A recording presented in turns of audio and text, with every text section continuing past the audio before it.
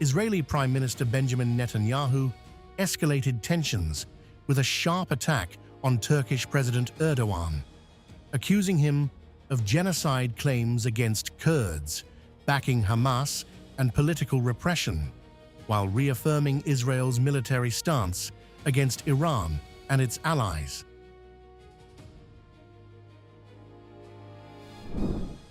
The anti-Semitic dictator Erdogan, who is committing genocide against the Kurds, supports the Hamas terrorist organization, oppresses his own people, and imprisons political rivals, is the last person who can lecture the State of Israel on morality.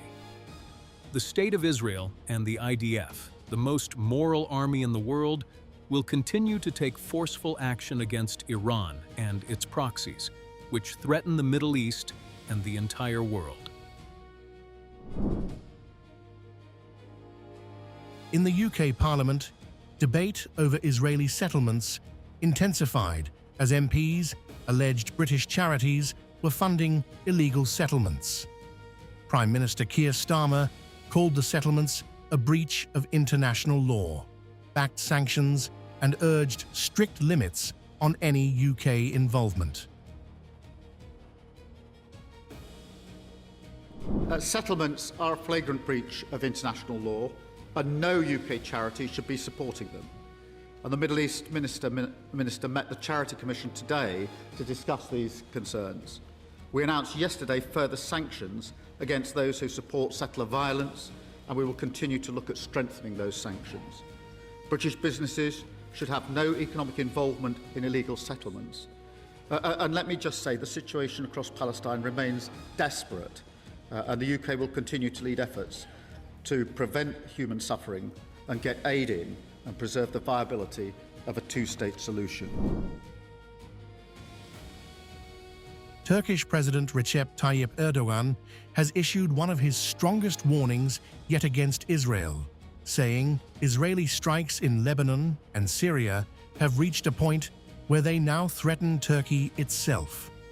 Speaking in Parliament, Erdogan argued that what he described as Israel's aggression poses a danger to the wider region and must be stopped. Israel has become a source of threat not only for the region, but also for humanity. The attacks of Netanyahu and his murderous network on Syria and Lebanon have become a threat to Turkey as much as they are to these two brotherly countries. Erdogan also claimed there were Israeli-led efforts to destabilize the Mediterranean and warned that nobody should chase adventures or join Israel's boat of mischief. He added that any move violating the rights of Turks or Turkish Cypriots would be met with a clear and strong response from Ankara, though he did not elaborate.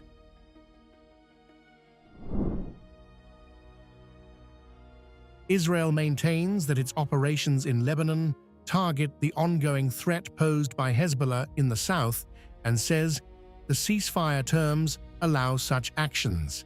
In Syria, Israel has carried out hundreds of strikes since the fall of Bashar al-Assad in December 2024, while also opening an unprecedented dialogue with the country's new authorities.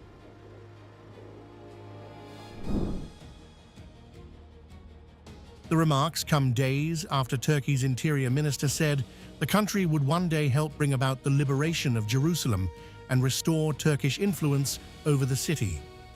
Israel's foreign ministry responded sharply, saying the Ottoman Empire is gone and that Jerusalem will remain Israel's eternal capital.